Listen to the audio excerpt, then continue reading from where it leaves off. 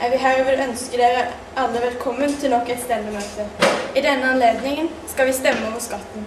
La møtet begynne.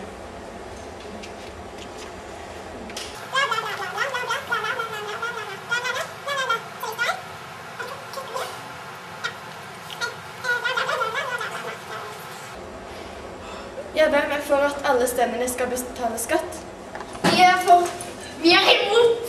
Vi er for. Vi er imot.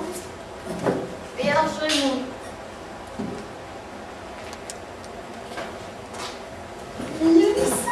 Ja, det vil si at ja, vant. Men hvem stemmer da for at bare tredjestanden skal betale skatt? Vi er for. Vi er for. Er dere for? Nei!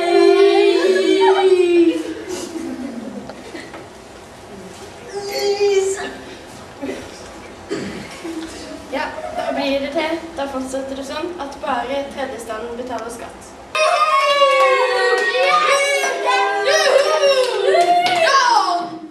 Nå er alle damene i Paris veldig lei av dronninga. Veldig lei av brødprisene som dronninga bestemmer. Derfor har alle damene i Paris bestemt seg for å gjøre opprør og ta med kongefamilien med hjem.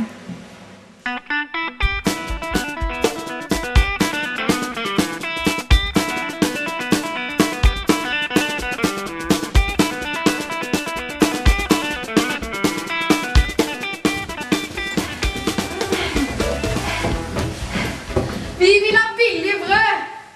Til Paris! Bli med tilbake, ellers stikker jeg ikke av flyet.